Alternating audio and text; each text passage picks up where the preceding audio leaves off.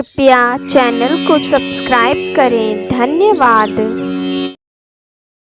एक पुष्प, एक बेलपत्र, एक लोटा जल की धार, भोले बाबा सदा करते हैं अपने भक्तों का उद्धार।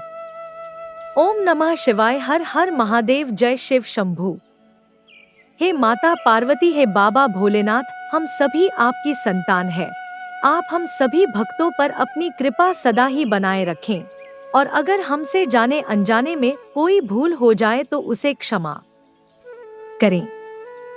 मित्रों, कहा जाता है कि भगवान शिव की महिमा अपरंपार है, और इसीलिए इनका एक नाम भोलेनाथ भी है। बाबा भोलेनाथ इतने भोले हैं कि वो अपने भक्तों की क्षणिक मात्र की भक्ति से ही प्रसन्न हो जाते हैं और उनकी सभी मनोकामनाएं पूर्ण कर देते हैं। और इसी प्रकार से बाबा भोलेनाथ को प्रसन्न करने का सबसे सरल उपाय है सावन सोमवार का व्रत उपवास। कहा जाता है कि एक समय ब्रह्मा जी, भगवान विष्णु और माता पार्वती भगवान शिव के पास गए और उनसे पूछा कि हे देवादि देव महादेव, आप त्रिदेवों में परम पूज्य है, आप इस पूरे ब्रह्मांड का संचालन करने वाले हैं। हे प्रभु, आपको किस व्रत से प्रसन्न किया जा सकता है? धरती लोक पर आपके भक्त वो कौन सा उपवास करते हैं, वो कौन सा पूजन करते हैं जिससे आप संतुष्ट होकर अपने भक्तों को परम सुख प्रदान करते हैं? जिस व्रत को करने से आपके भक्तों को सुख, समृद्धि और मोक्ष की प्राप्ति होती है। कृपया करके आप उस परम फलदायी व्रत के बारे में बताएं। इस पर भगवान शिव ने कहा कि वैसे तो उनके कई व्रत हैं जो सुख और समृद्धि प्रदान करने वाले हैं, जिन्हें दक्ष शैव व्रत कहा जाता है, परंतु इन सभी व्रतों में सावन सोमवार का उपवास बहुत ही विशेष स्थान रखता है। यह सावन सोमवार का व्रत मुझे अत्यंत ही प्रिय है। जो भी भक्त इस दिन सच्चे मन से उपवास रखता है, शिव और पार्वती का भक्ति पूर्वक पूजन करता है, मैं उसकी सभी मनोकामनाएं बहुत ही जल्दी पूर्ण करता हूँ। इसलिए मेरे सभी भक्तों को इस सावन सोमवार का व्रत अवश्य ही करना चाहिए। भगवान भोलेनाथ बोले कि मैं आप सभी को इससे जुड़ी हुई एक पौराणिक कथा सुनाता हूँ। आप सभी इस पूरी कथा को प्रसन्न चित्त होकर सुने और पूरा सुने, क्योंकि आधा अधूरा ज्ञान अत्यंत ही घातक होता है। वहां पर उपस्थित सभी देवी देवताओं ने कहा, हे प्रभु, आप कथा आरंभ करें, हम पूरी कथा का श्रवण अवश्य करेंगे। कथा इस प्रकार शुरू होती। एक समय की बात है, इस भूमंडल पर एक अत्यंत प्रसिद्ध राजा चंद्रहास द्वारा पालित कांतिका नाम की एक नगरी थी। वहां पर धनेश्वर नाम का एक साहूकार और उसकी स्त्री रूपवती रहा करते थे। साहूकार का व्यापार दूर दूर तक फैला हुआ था। नगर के सभी लोग उस व्यापारी का सम्मान करते थे। साहूकार तथा उसकी पत्नी दोनों ही उस नगरी में सभी से बड़े प्रेम और आदर के साथ व्यवहार करते थे। घर में धन धान्य आदि की कमी नहीं थी, लेकिन उनको एक बड़ा दुख था कि उनकी कोई संतान नहीं थी। इस कष्ट से वह अत्यंत दुखी रहते थे। एक दिन एक बड़ा तपस्वी योगी उस नगरी में आया। वह योगी उस ब्राह्मण के घर कोडोट छोड़कर अन्य सब घरों से भिक्षा लाकर भोजन किया करता था, लेकिन रूपवती से वह भिक्षा नहीं लिया करता था। एक समय वह किसी अन्य घर से भिक्षा लेकर गंगा किनारे जाकर भिक्षान्न को प्रेम पूर्वक खा रहा था। तभी धनेश्वर ने योगी को देखा और अपनी भिक्षा के अनादर से दुखी होकर योगी से बोला, महात्मन, आप सब घरों से भिक्षा लेते हैं, परंतु मेरे घर की भिक्षा कभी भी नहीं लेते, इसका कारण क्या है?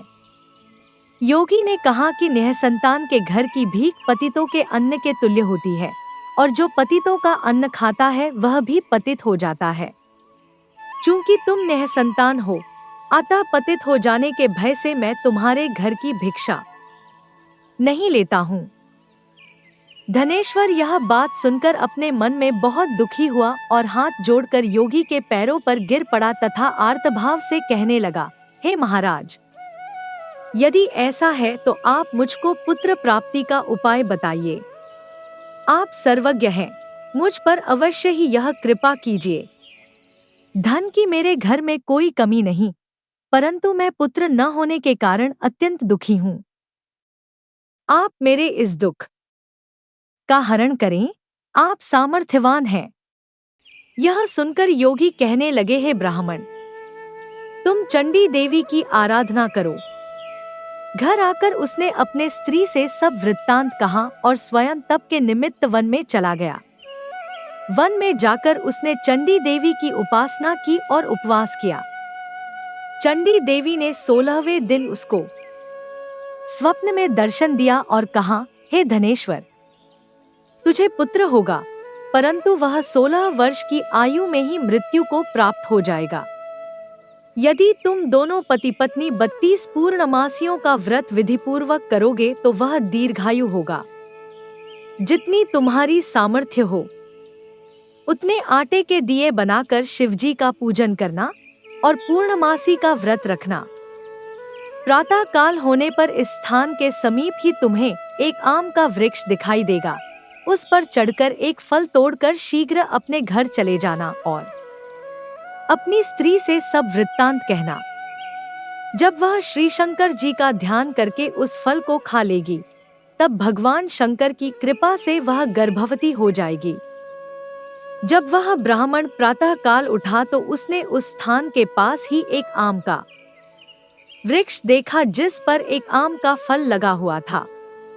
उस ब्राह्मण ने उस आम के वृक्ष पर चढ़कर उस फल को तोड़ने का प्रयत्न किया, परंतु कई बार प्रयत्न करने पर भी वह वृक्ष पर न चढ़ पाया। तब उस ब्राह्मण को बहुत चिंता हुई और वह विघ्न विनाशक श्री गणेश जी की वंदना करने लगा और बोला, हे दयानिधे, अपने भक्तों के विघ्नों का नाश करके उनके मंगल कार्य को करने वाले, दुष्टों का नाश करने वाले, रिद्धि सिद्धि को देने वाले, आप मुझ पर कृपा करके इतना बल दे कि मैं अपने मनोरथ को पूर्ण कर सकूं।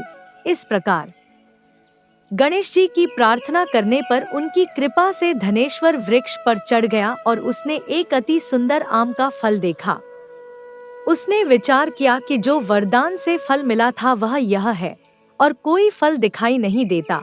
उस धनेश्वर ब्राह्मण ने जल्दी से उस फल को तोड़कर अपनी स्त्री को लाकर दिया और उसकी स्त्री ने अपने पति के कथनानुसार उस फल को खा लिया। इसके पश्चात वह गर्भवती हो गई। देवी जी की असीम कृपा से उसे एक अत्यंत सुंदर पुत्र की प्राप्ति हुई, जिसका नाम उन्होंने देवीदास रखा। माता पिता के हर्ष और शोक के साथ वह बालक शुक्ल पक्ष के चंद्रमा की भांति बढ़ने लगा। भवानी की कृपा से वह बालक बहुत ही सुंदर, सुशील और पढ़ने में बहुत ही निपुण हो गया। चंडी देवी की आज्ञानुसार उसके माता पिता ने 32 पूर्णमासी का व्रत रखना प्रारंभ कर दिया था, जिससे उसका पुत्र दीर्घायु हो जाए। 16वां वर्ष लगते ही देवीदास के माता पिता कोडोट बड़ी चिंता हो गई कि कहीं उनके पुत्र की इस वर्ष मृत्यु न हो जाए। इसलिए उन्होंने अपने मन में विचार किया कि यदि यह दुर्घटना उनके सामने हो गई तो वे कैसे सहन कर सकेंगे। उन्होंने देवीदास के मामा को बुलाया और कहा कि हमारी इच्छा है कि देवीदास 1 वर्ष तक काशी में जाकर विद्याध्ययन करे और हम उसको अकेला भी नहीं छोड़ना चाहते, इसलिए साथ में तुम चले जाओ और 1 वर्ष के पश्चात इसको वापस लौटा लाना। सब प्रबंध करके उसके माता पिता ने काशी जाने के लिए देवीदास को एक घोड़े पर बैठाकर उसके मामा को उसके साथ विदा कर दिया। धनेश्वर ने अपनी पत्नी के साथ अपने पुत्र की मंगल कामना तथा दीर्घायु के लिए भगवती दुर्गा की आराधना और पूर्णमासियों का व्रत करना आरंभ कर दिया। इस प्रकार उन्होंने 32 पूर्णमासी का व्रत पूरा किया। कुछ समय पश्चात एक दिन वह दोनों मामा और भांजा मार्ग में रात्रि बिताने के लिए किसी ग्राम में ठहरे हुए थे। उस दिन उस गांव में एक ब्राह्मण की अत्यंत सुंदरी, सुशीला, विदुषी और गुणवती कन्या का विवाह होने वाला था। जिस धर्मशाला के अंदर वर और उसकी बारात ठहरी हुई थी, उसी धर्मशाला में देवीदास और उसके मामा भी ठहरे हुए थे। संयोगवश कन्या को तेल आदि चढ़ाकर मंडप आदि का कृत्य किया जा रहा था, लेकिन लग्न के समय वर को धनुर्वात मतलब एक वायुरोग जिसमें शरीर धनुष की तरह झुककर टेढ़ा हो जाता है हो गया। इस कारण वर के पिता ने अपने कुटुंबियों से परामर्श करके निश्चय किया कि यह देवीदास मेरे पुत्र जैसा ही सुंदर है, मैं इसके साथ ही लग्न करा देता हूँ और बाद में विवाह के अन्य कार्य मेरे लड़के के साथ हो जाएंगे। ऐसा सोचकर उन्होंने देवीदास के मामा से जाकर बोला कि तुम थोड़ी देर के लिए अपने भांजे को हमें दे दो, जिससे विवाह के लग्न के सारे कृत्य सुचारू रूप से हो सके। तब उसका मामा कहने लगा कि जो कुछ भी कन्यादान के समय वर को मिले वह सब हमें दे दिया जाए, तो मेरा भांजा इस बारात का दूल्हा बन जाएगा। यह बात वर के पिता ने स्वीकार कर ली और उसने अपने भांजे को वर बनने के लिए भेज दिया और उसके साथ सब विवाह कार्य रात्रि में विधिपूर्वक संपन्न हो गया। पत्नी के साथ वह भोजन न कर सका और अपने मन में सोचने लगा कि न जाने यह कैसी स्त्री होगी। वह एकांत में इसी सोच में पड़ गया तथा उसकी आंखों में आंसू आ गए। तब वधू ने पूछा कि क्या बात है, आप इतने उदासीन व दुखी क्यों हो रहे हैं? तब उसने सब बातें जो वर के पिता व उसके मामा में हुई थी उसको बतला दी। तब कन्या कहने लगी कि यह ब्रह्मा विवाह के विपरीत कैसे हो सकता है? देव, ब्राह्मण और अग्नि के सामने मैंने आपको ही अपना पति बनाया है, इसलिए आप ही मेरे पति हैं। मैं आपकी ही पत्नी रहूंगी, किसी अन्य की कदापि नहीं। तब देवीदास ने कहा, ऐसा मत करिए, क्योंकि मेरी आयु बहुत कम है। मेरे पश्चात आपकी क्या गति होगी, इन बातों को अच्छी तरह विचार लो।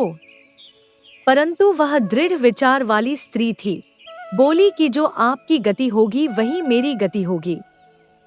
हे स्वामी, आप उठिए और भोजन करिए, आप निश्चय ही भूखे होंगे। इसके बाद देवीदास और उसकी पत्नी दोनों ने भोजन किया तथा शेष रात्रि वे सोते रहे। प्रातःकाल देवीदास ने अपनी पत्नी को 3 नगों से जड़ी हुई एक अंगूठी दी, एक रुमाल दिया और बोला, हे प्रिय, इसे लो और संकेत समझकर स्थिर चित्त हो जाओ। मेरा मरण और जीवन जानने के लिए एक पुष्पवाटिका बना लो, उसमें सुगंधी वाली एक नवमल्लिका लगा लो, उसको प्रतिदिन जल से सींचा करो और आनंद के साथ खेलो कूदो तथा उत्सव मनाओ। जिस समय और जिस दिन मेरा प्राणांत होगा, ये फूल सूख जाएंगे और जब ये फिर हरे हो जाएं, तो जान लेना कि मैं जीवित हूँ। यह समझा कर वह चला गया। प्रातः काल होते ही वहां पर गाजे बाजे बजने लगे और जिस समय विवाह के कार्य समाप्त करने के लिए वर तथा सब बाराती मंडप में आए, तो कन्या ने वर को भली प्रकार से देखकर अपने पिता से कहा कि यह मेरा पति नहीं है, मेरा पति वही है जिसके साथ सत्र में मेरा पाणी ग्रहण हुआ था, इसके साथ मेरा विवाह नहीं हुआ है। यदि यह वही है तो बताए कि मैंने इसको क्या दिया। मधुपर्क और कन्यादान के समय जो मैंने भूषणादि दिए थे उन्हें दिखाएं तथा रात में मैंने क्या गुप्त बातें कही थी वह सब सुनाए। पिता ने उसके कथनानुसार वर को बुलवाया गया। कन्या की यह सब बातें सुनकर वह कहने लगा कि मैं कुछ नहीं जानता। इसके पश्चात लज्जित होकर वह वहां से चला गया और सारी बारात भी अपमानित होकर वहां से लौट गई। भगवान श्री कृष्ण बोले, हे माता। इस प्रकार देवीदास काशी विद्याध्ययन के लिए चला गया। जब कुछ समय बीत गया तो काल से प्रेरित होकर एक सर्प रात्रि के समय उसको डसने के लिए वहां पर आया। उस विषधर के प्रभाव से उसके शयन का स्थान चारों ओर से विष से विषैला हो गया, परंतु व्रत के प्रभाव से उसको काट न पाया, क्योंकि पहले ही उसकी माता ने 32 पूर्णिमा का व्रत कर रखा था। इसके बाद मध्याह्न के समय स्वयं काल वहां पर आया और उसके शरीर से उसके प्राणों को निकालने का प्रयत्न करने लगा, जिससे वह मूर्छित होकर पृथ्वी पर गिर पड़ा। भगवान की कृपा से उसी समय पार्वती जी के साथ भगवान शंकर वहां पर आ गए। उसको मूर्छित दशा में देखकर पार्वती जी ने भगवान शंकर से प्रार्थना की कि हे प्रभु, इस बालक की माता ने पहले 32 पूर्णिमा का व्रत किया था, जिसके प्रभाव से हे भगवान आप इसको प्राण दान दे। भवानी के कहने पर भक्तवत्सल भगवान शिव ने उसको प्राण दान दे दिया। इस व्रत के प्रभाव से काल को भी पीछे हटना पड़ा और देवीदास स्वस्थ होकर बैठ गया। उधर उसकी स्त्री उसके काल की प्रतीक्षा किया करती थी। जब उसने देखा कि उस पुष्प वाटिका में पत्र पुष्प कुछ भी नहीं रहे तो उसको अत्यंत आश्चर्य हुआ, और जब वह वैसे ही हरी भरी हो गई तो वह जान गई कि वह जीवित हो गए हैं। यह देखकर वह बहुत प्रसन्न मन से अपने पिता के कहने लगी कि पिताजी, मेरे पति जीवित हैं, आप उनको ढूंढना शुरू करें। जब 16वां वर्ष व्यतीत हो गया तो देवीदास भी अपने मामा के साथ काशी से चल दिया। इधर उसके ससुर उसे ढूंढने के लिए अपने घर से जाने वाले ही थे कि वह दोनों मामा भांजा वहां पर आ गए। देवीदास को आता देखकर उसका ससुर बड़ी प्रसन्नता के साथ अपने घर में ले आया। उस समय नगर के निवासी भी वहां इकट्ठे हो गए और सबने निश्चय किया कि अवश्य ही इसी बालक के साथ इस कन्या का विवाह हुआ था। उस बालक को जब कन्या ने देखा तो पहचान लिया और कहा कि यह तो वही है जो संकेत करके गया था। तदुपरांत सभी कहने लगे कि भला हुआ जो यह आ गया, और सब नगरवासियों ने आनंद मनाया। देवीदास इसके बाद अपनी पत्नी और मामा को लेकर वहां से अपने माता पिता के पास आने को चल दिया। उसके ससुर ने भी उसे बहुत सारा धन और दहेज दिया। इधर साहूकार और उसकी पत्नी भूखे प्यासे रहकर बेटे की प्रतीक्षा कर रहे थे। उन्होंने प्रण कर रखा था कि यदि उन्हें अपने बेटे की मृत्यु का समाचार मिला तो वह भी प्राण त्याग देंगे। उसी रात को भगवान शिव ने साहूकार के स्वप्न में आकर कहा कि साहूकार, मैंने तेरी भक्ति और सच्ची श्रद्धा से प्रसन्न होकर तेरे पुत्र को लंबी आयु प्रदान की है, इसलिए अब तू निश्चिंत हो जा। सुबह जब साहूकार का पुत्र अपने घर की तरफ चल रहा था तो उसके माता पिता को लोगों ने खबर कर दी और कहा कि तुम्हारा पुत्र देवीदास अपनी पत्नी और मामा के साथ आ रहा है।